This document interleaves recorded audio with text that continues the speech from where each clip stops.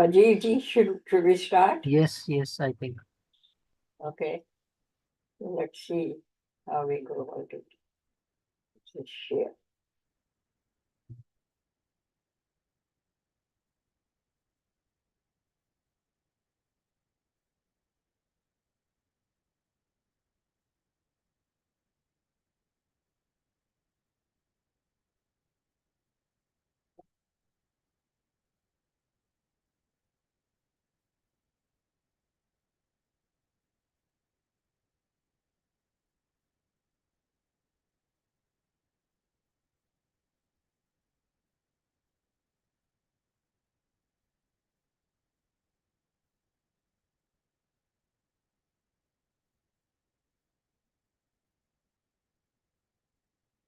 Peter.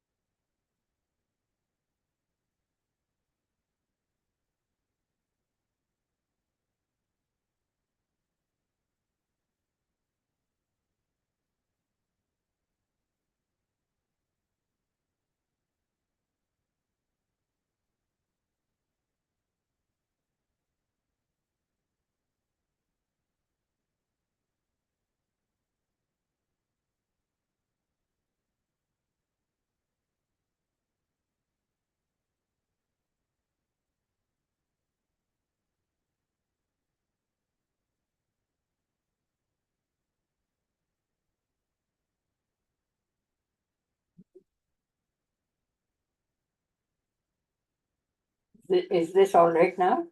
Okay. Namaste, everyone. Uh, Today's topic is evolution of civilization.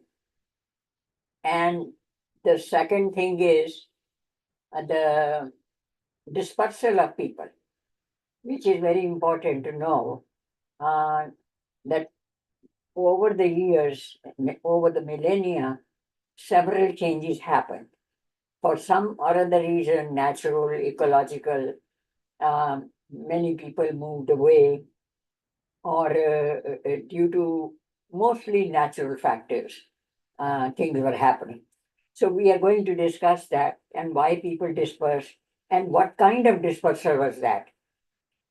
The normal assumption is that people came from somewhere else and they established themselves in India, invaded and whatever they did. Um, so climate changes and ecological factors. This will be always the basis of the story of civilization.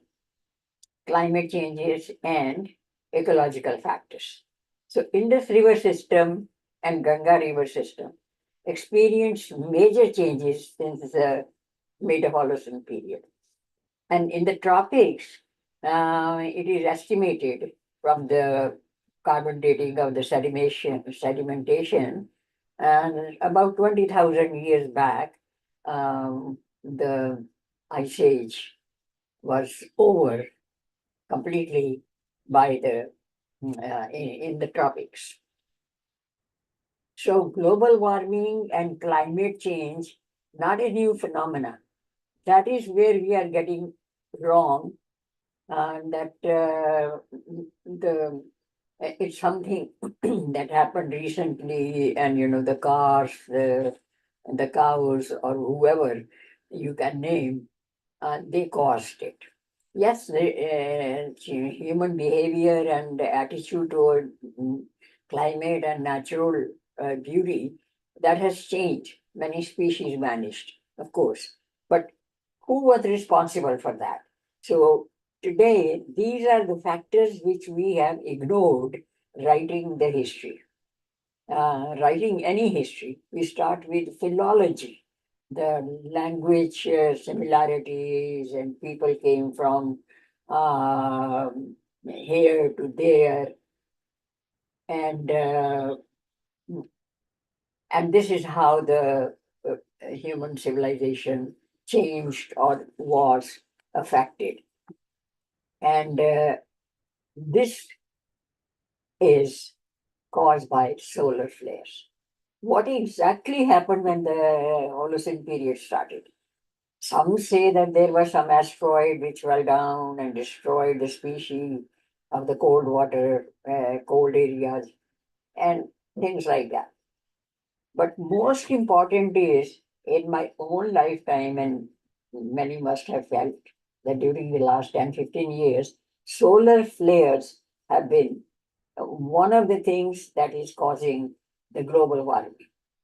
You see? And when the deluges started coming in the last 20,000 years, it was not because there were cars or anything like that. There was not much of population either, and the way of living was very natural, and still there was global warming, and still part of the erosion, soil erosion, shore erosion was going on. So what happens when the solar flares occur? It weakens the magnetic field of the North Pole because most of the land area is uh, in the northern hemisphere. And besides that, the magnetic field of the Arctic is stronger than the one in the south. So then there are earthquakes, mudslides, and sedimentation, and even salt deposit, especially Himalayan glaciers. Himalaya, the formation is such that there is very loose soil, and there are pebbles, and there are salt deposits. Now, two of these things, they are soluble by water. So when they flow down into the plains, that causes uh, the deposits and affects the reservoirs, natural or man-made. Uh, so then changes in the course of rivers. So this changes the course of rivers because when the mudslide occurs, and if there is a massive one, then you have uh, rivers moving away. And I did discuss it in the last one. So scare about the global warming. This is relevant to me because we are looking not in the right direction when we are talking about global warming. Actually, global warming has been going on forever. And environment is something uh, that uh, that is a separate thing. So ecology means whatever changes are occurring, they are affecting the geography, the geology, and the river courses, dispersal of people, pollution, and disappearance of some of the species. So deluges, they have been happening all the time. So what is scary today is the pollution. And when they are called to talk about global warming and climate change, that is not the issue. The issue is what we are doing to cause pollution, and that is where the focus is. So, to me, going through the history of 20,000 years and looking at the global, changes, ecological changes, climate changes, these are important indicators that what is our direction today? What can we learn not to do? And what can we learn to focus on? So rising level, devouring coastline, it has been going on since the recorded history. So now this is important, relative stability of river systems in the southern peninsula. How is it that north is affected, northern India is affected by changing courses and making a part of it as a desert, hard desert, parts of Rajasthan, parts of Haryana, why the river systems in the southern peninsula, they are more or less stable. So that is where this map comes, which we did last time also.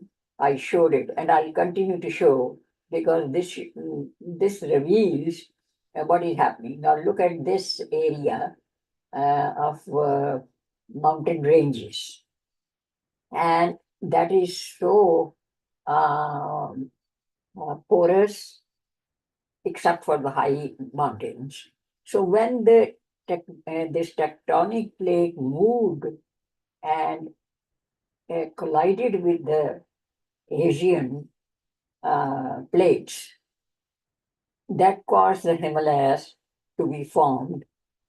And after that, that formation is still going on. The plates are still moving.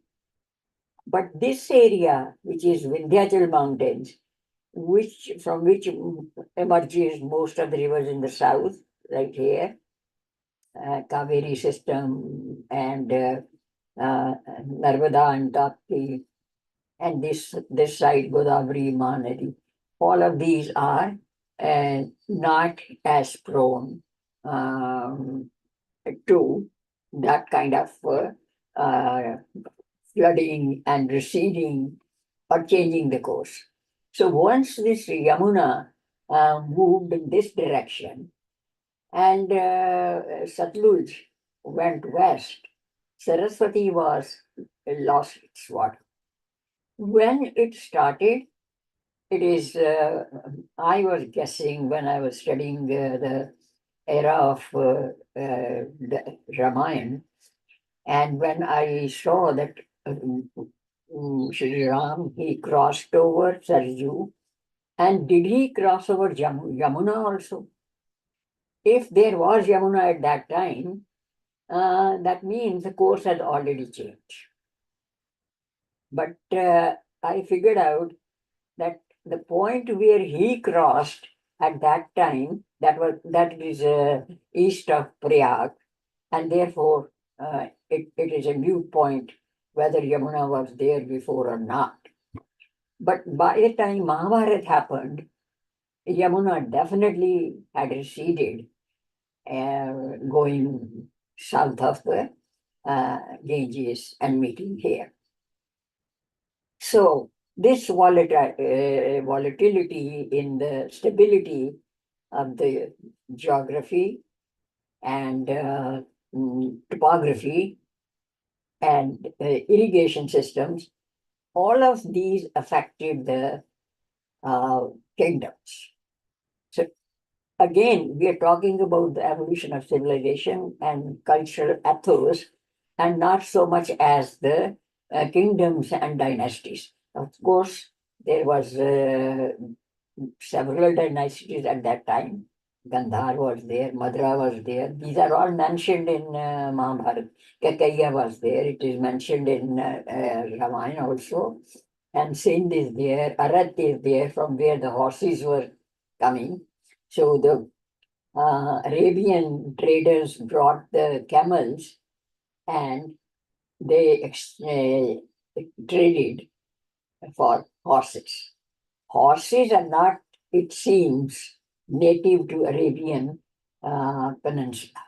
It may be above there, but not for the Arabian people. Or there may be a different variety of horses. But horses definitely are native of this area. So questioning that is absolutely uh, beating the wrong drum and diverting the attention. Now, see, this is more clear. Um, Here we have and I showed you. This is Yamuna's original course from here to here, and this is Yamuna's new course, and it is here. And same thing with the Satluj. It is coming from here and Hakra and Saraswati. So now This is the approximate timeline of events for millennia. And what is the accuracy of this? It is just putting two and two together, dotting the, linking the dots. So if anybody is going to question this, why I started here, you can start it 1 year, 1 century before. It does not really matter. So settled communities and farming in northern India, pottery making, this is about 10,000 BCE. Why I'm saying that? Because Saraswati is mentioned as in full glory, the mightiest river. And Vedas were written just a little after that, and it mentions the mighty river. So I put down, considering the Vedic age, the era of Vedas, to this point. Anybody can challenge and change it as the evidence shows. Now, 9000 BC, Mehergarh and other cities off the coast of Surat. That is again the delta of Saraswati River, Mehergarh and other places. Now, pre-Saraswati civilizations, there were many kingdoms, and not just kingdoms, there were janpadas, there were panchayats. So there was a grassroots democracy, and the kingdoms, or making a person as a king or a ruler, establishing a common law for the region, that came up around this time. So the structures of sewer systems and covered pipes and big ponds for bathing, all of these things came about this time, 9000 or thereafter, or even before. So as satellites imaging in the area of Haryana and Rajasthan continues and being dated, we will find out more remains of the civilizations older to 9000 or older to 6000 at least. So in this period, a lot of things were happening. So center of power shift happened in 6000 BCE. Why I put that? Because Vishwamitra and Vashisht existed at that time. That was their time period. And um, uh, they participated in the war. It is called Dasrajanya war. 10 kings were on one side, and one king was on the other side. And Vishwamitra and Vashisht, they were on the side of one king. And the 10 kings, they were defeated in that war, and they went away. Now, this is the dispersal from India outward. And going back to the map again, if they were in this area, then when they were defeated, they moved away. And this is one group, Druze, they went to Lebanon, that side. So the migration was in this direction, northwest or west. So then towards Iran, towards this side, Buruz went to Iran, and there is a place, the Persas went there, and some people went there, these gypsies, who were now called gypsies, actually they were all scattered from this area. So, and then Harappa and Mohenjo-daro. It is about this time, again approximately. This one was highlighted in 1920 or around that time, when the British were doing some excavation, and they found in the Mohenjo-daro and Harappa, and they said, wow, there was such a civilization at that time. not realizing that beyond that, towards east, there were several such flourishing kingdoms. And people were living, doing pastoral life or manufacturing. And in the script itself, in code language, uh, shows how the traders used a certain system code so that nobody follows or understands the composition of that metal or alloy. So people of India now. So where were the people of India? They were in India. So new words are indigenous. Now this is what they are saying, that the backward primitive people were indigenous. That is how the new terms have come up to box us and to label us. Then there is Arya. Uh, Arya is like Mr. So and so or Shri so and so, that kind of thing. So Arya is an adjective, glorious one or noble one. It's not a noun. And there's no such word in Sanskrit as Aryan. In Persian, there is a word, and that denotes that people, the Aryas who came and lived here, and it's a way of addressing. So Arya is neither a race nor a language group, and nor a specially superior group of people. So theory versus empirical data. So we are going to check this. Theory is that from different places, actually, the Caucasus Mountain and people came, Caucasus Mountain.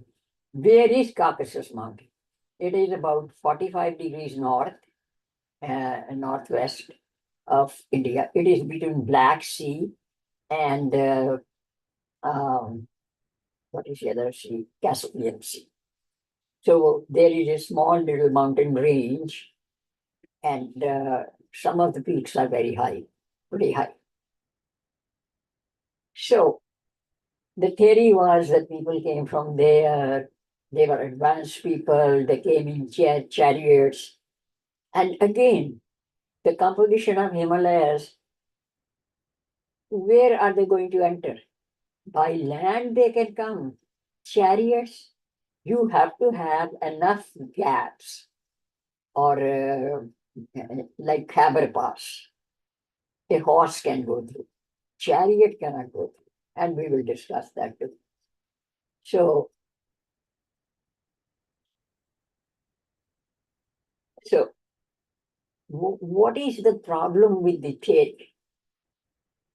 Theory, if you are given some empirical data and you are given a theory, and around that you collect some kind of word groups or some kind of similarities, and that is, theory. You are justifying or establishing the hypothesis that the superior races were in the West, in Europe, or somewhere else, and they came, they developed the language, Sanskrit, they wrote the Vedas because they were enlightened people, not the indigenous people, and a whole lot of unbelievable nonsense. I don't know why Indians never uh, questioned it, even at that time. So, in spite of that, the Western academia has taken the sacred vow. You see, marriage is dissolved, but the marriage of academia and the theory is lasting about 300 years. So now the candidates from where the Homo variants came. This is an important lesson because after the Neanderthal and the few potteries and stuff like that, uh, suddenly they jumped to Aryan invasion theory. So that is where the issue of the homeland comes. So they say North Pole. Imagine from North Pole they came. I haven't seen or heard of any civilization now or before around this area. Caucasus Mountain, which I explained, Asia Minor, that is between Mesopotamia and Babylonia, that whole area where the Jews were there. Uh, that was Asia Minor. Central Asia, that was parts of Asia and Central Asia, they were all under Hindu civilization. Iran as well. So claims of each place needs to be examined in the context of ecology, language structure, internal evidence from the literature, fauna and flora. Now the Vedas talk about manna. Have you heard manna in Europe? And then chikori, and then mule, and even hathi, elephant.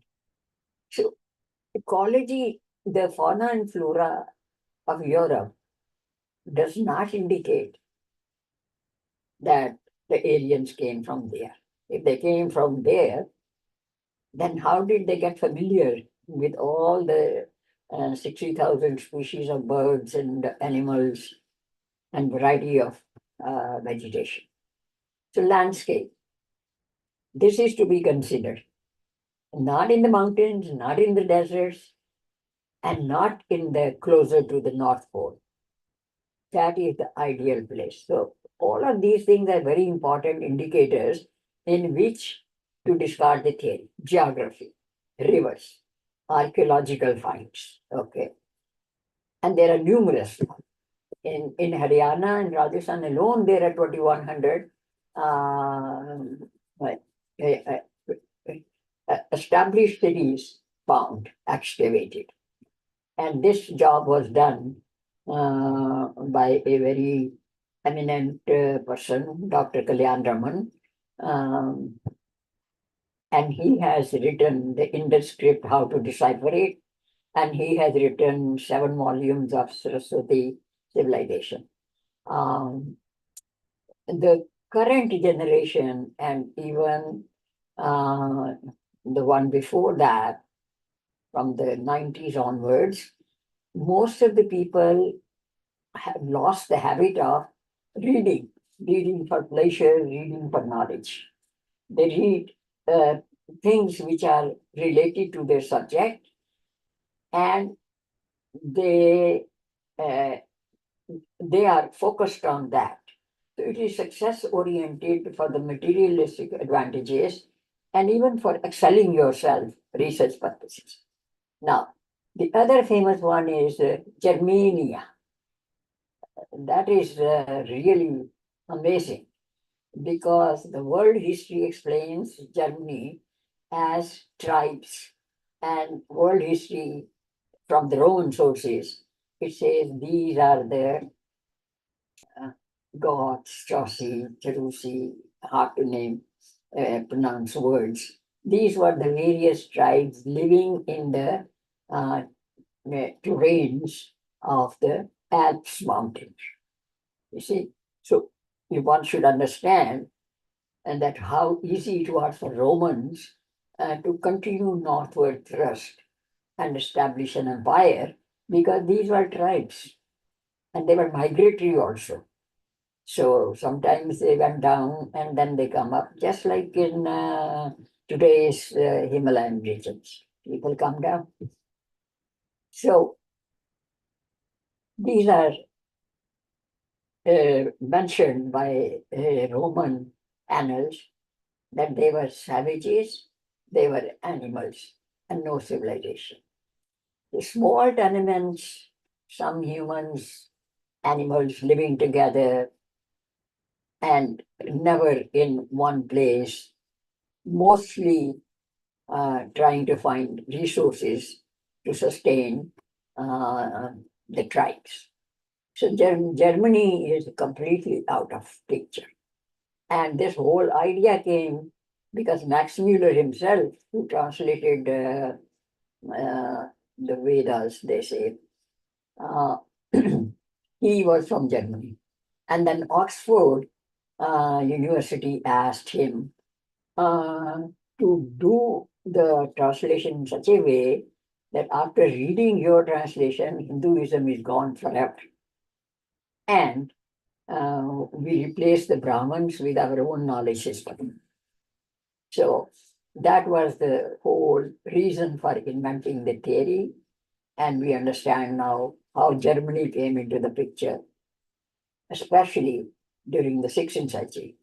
There is another sensitive issue for Germany, that it is a landlocked country. So while all the other countries of Europe, they had international trade going different places and sea-going lanes available, Germany did not have any. That is why in the last 300 years, the colonies were by Dutch, French, Portuguese, Spain, and even uh, uh, Rome in the beginning. And then you don't have German uh, anywhere, the German. So they were very sensitive about it, that they are landlocked and others are sharing the world resources. That is where the theory came. We are superior people, blue-eyed, white colored, and blah blah. Now the selectivity is very important. Given all the evidence that I am giving, or some of the evidence that, not evidence, the news, the stories, they come up in the world news. Uh, the selectivity, what are you going to select?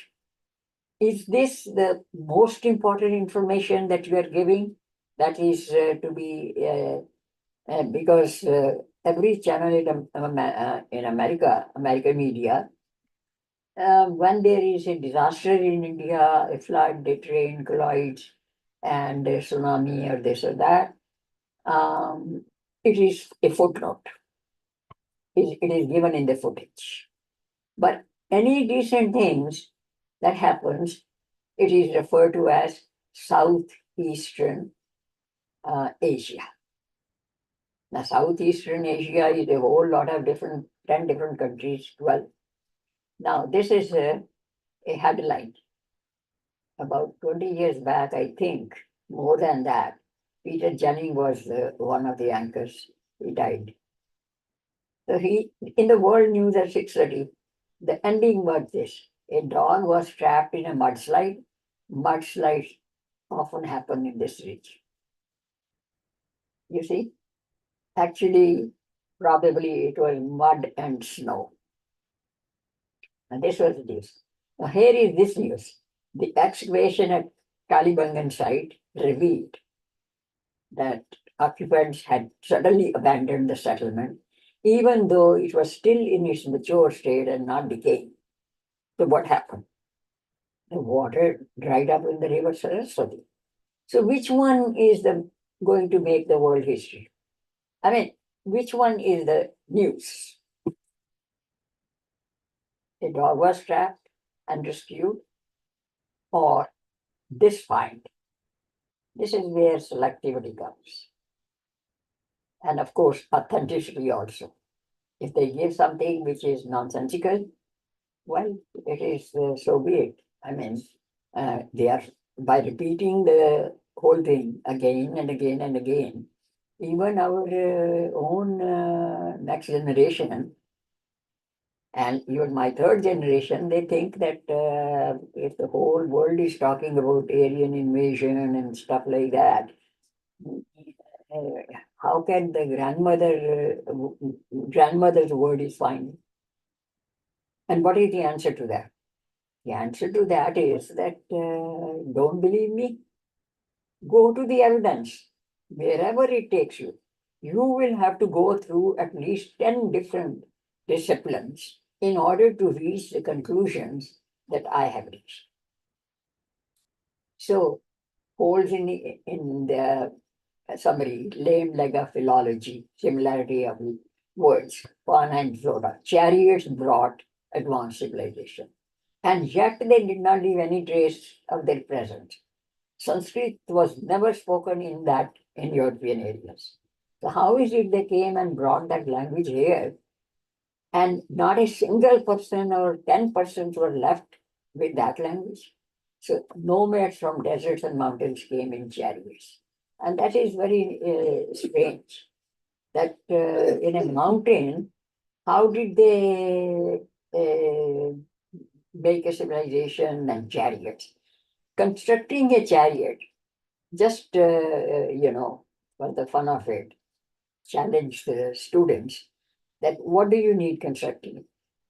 You need wood, metal, concept of a wheel. I forgot to put the terracotta mixed with wood, uh, the wheel of long time back. At some other time I'll bring. So concept of wheel, the horses, or maybe camels. So then the building skills, the concept of wheel, not only that, how to put things together. So if you put the cogs which are made of iron, and iron gets rusted, then what are you going to use? So you have to use some kind of alloy. And here comes metallurgy.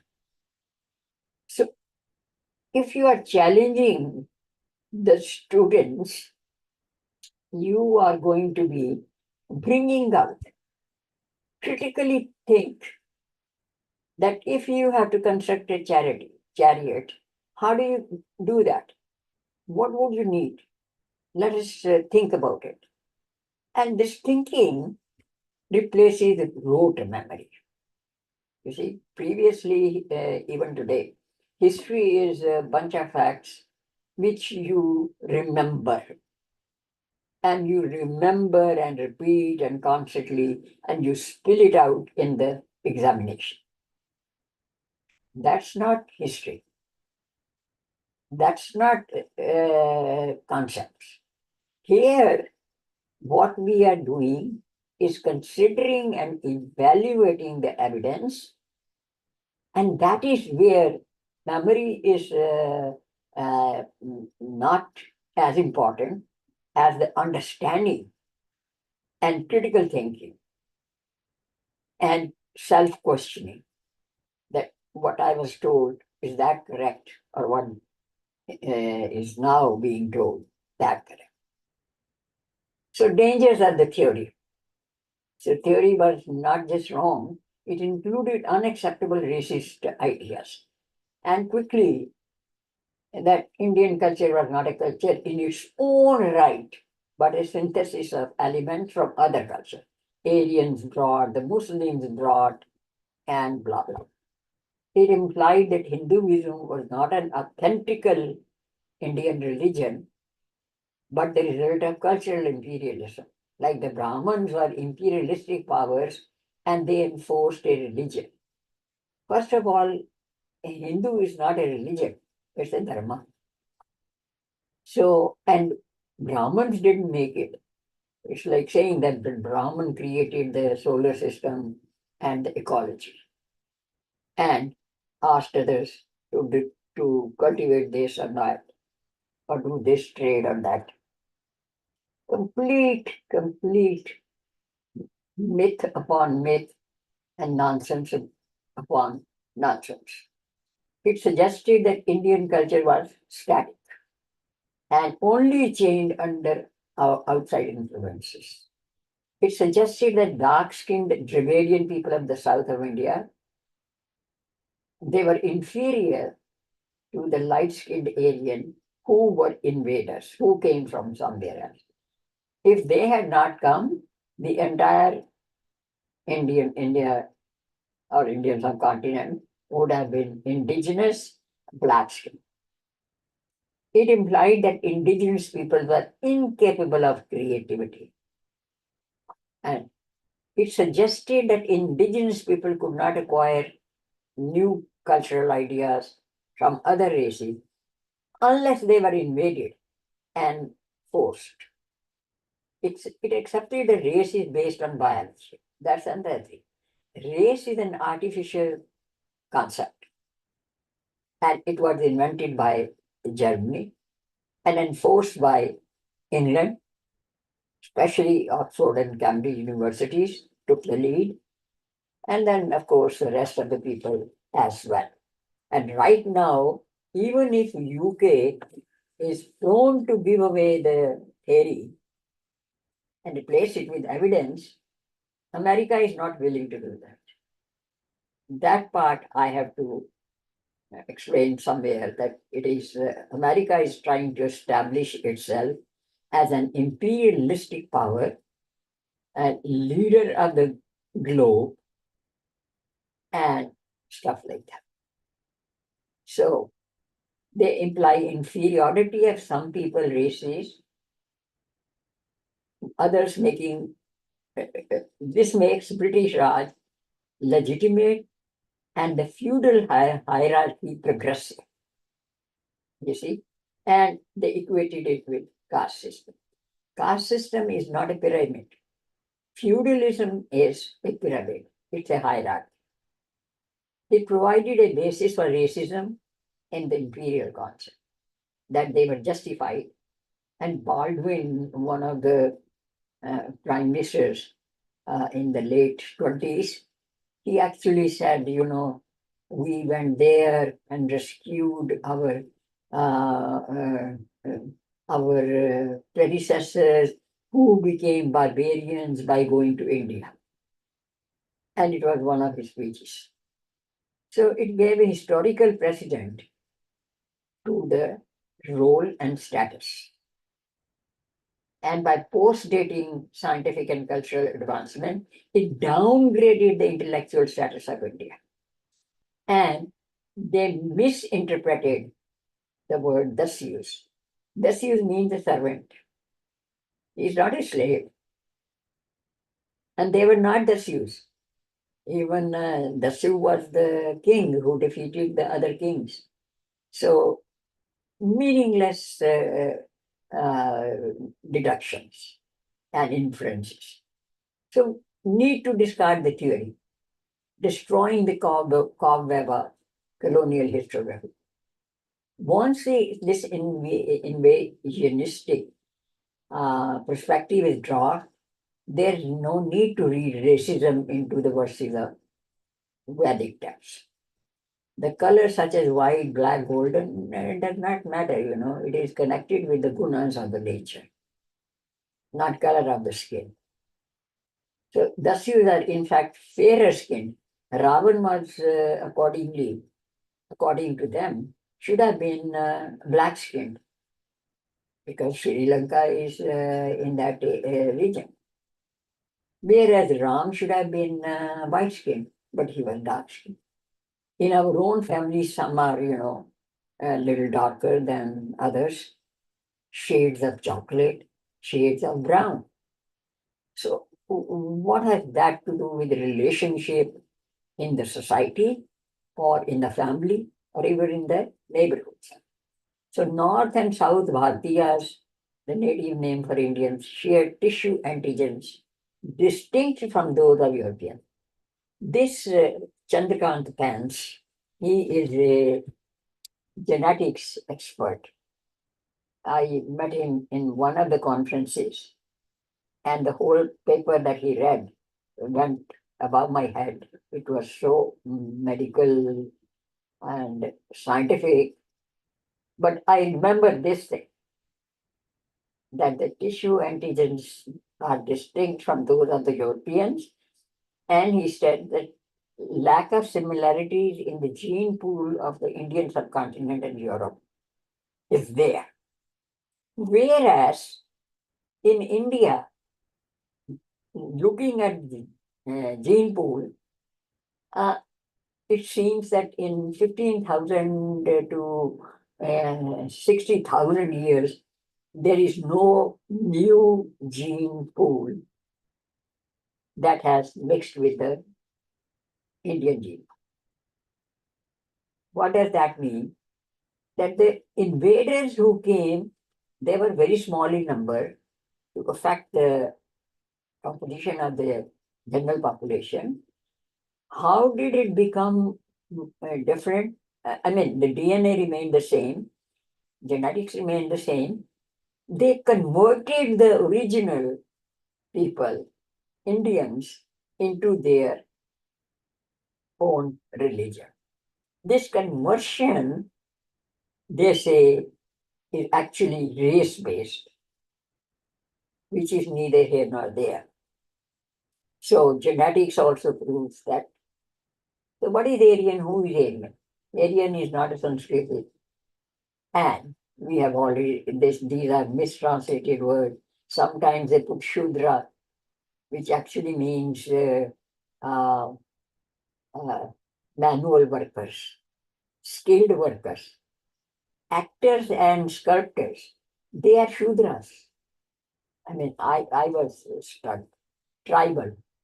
Sometimes they equate them with Dalit, downtrodden. Sometimes they equate with untouchable. Parvati in the south was tribal, she was untouchable. Stories. Caste we'll discuss in a different under social structures, and the issues I already explained. So then there is an emotional, where does the speech and language come? It is our reaction, emotional experience and reaction to whatever is surrounding us. This is how a child learns speech, seeing the round and how other people are speaking, and his own emotional experience. All of these make a pattern of speech. So, what is this Proto Indian European language? So far, they say that Sanskrit is derivative of P-I-E, pi. Has anyone seen the script of pi? Was it looking like Devanagari? Or is it looking like Latin? Or are there any similarities at all in the script? I tell you, this is so confusing what they're talking about. And yet, uh, thin as the cobweb is, somehow we are not willing to destroy it. So, is the language structured a tree or a pyramid? Tree means that there was one language, pi. From there, Sanskrit came, Persian came, and English came, Latin came. So that is a tree. Pyramid is that there were several languages spoken, which we call dialects, and each by communication and closeness communities, they all borrowed from each other, and some of the dialects disappeared, and the others became a consolidated language. Actually, to some extent, it is a pyramid in the beginning. And Sanskrit itself, over the course of the centuries and millennia, uh, produced several kind of derivatives. Not that somebody tried it hard, but because some people could not pronounce the words as they were in Sanskrit. They are in Sanskrit. For example, Punjabi.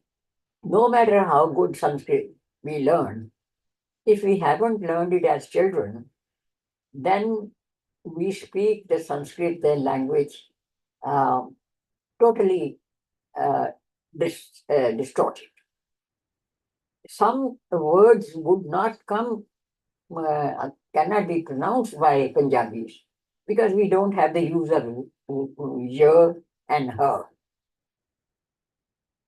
In Hindi, it is. So if and y and her and is a very important letter in Sanskrit. So I'm going, like in more details, bringing the point that the whole basis of the writing of history needs a thorough study. So no American horses and buffaloes, these are natives to people. Agricultural communities over there, warehouses, navigable boats, reservoirs. And this is an American saying, John Canyor. The longest surviving civilization is the Hindu. Not only has it had a genetic basis, but also imprinting and transfer of information, informational content from generation to generation. And he is ignored, of course.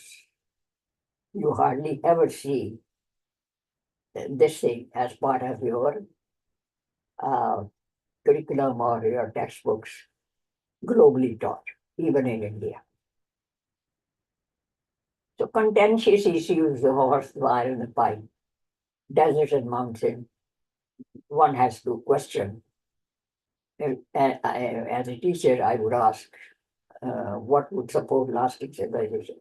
Do invasion disrupt or bring a progress? You see, this is a very logical question. And then Indologist. These days, everybody is Indologist.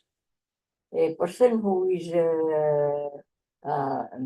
PhD in language is Indologist. A person who is historian is Indologist. Anthropology, the PhD in that subject, sociology, you name it, even literature. Somebody is reading did PhD in American literature. Uh, she was an Indian and came to ODU to give us a lecture. And she claimed she is a she is Indologist, some kind of Indologist. Indologist. What is some kind? Which kind? Are you a historian? Because these are separate fields. Each has its own evidence and logic. So how to cut a mighty 300 years old tree? I have cut it. And I have tried my hard for others to do the same. So are we willing to change our mindset? That is the question for today. If not, then let's learn from the foreigners who we are.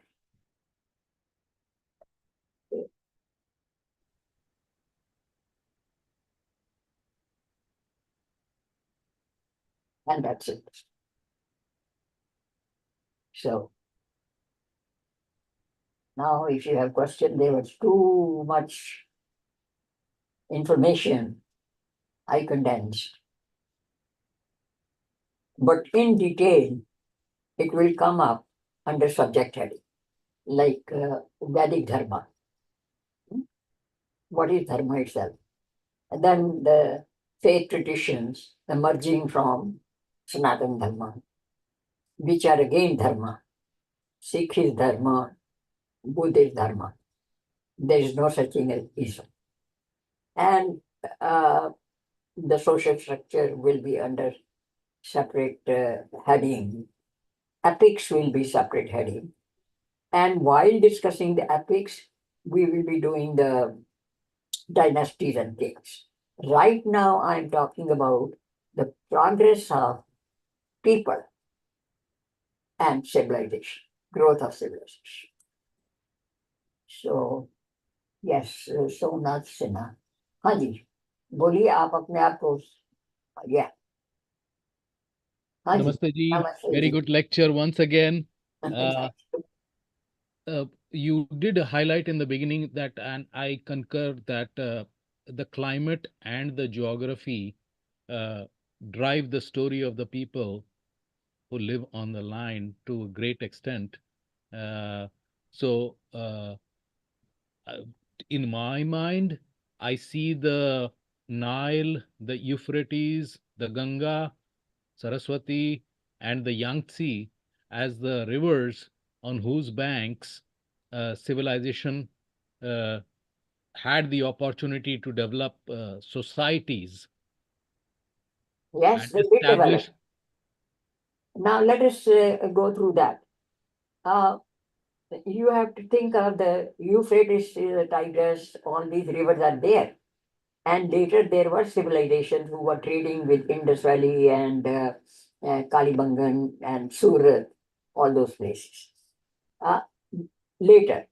Why later? Because this is north of the Taurus.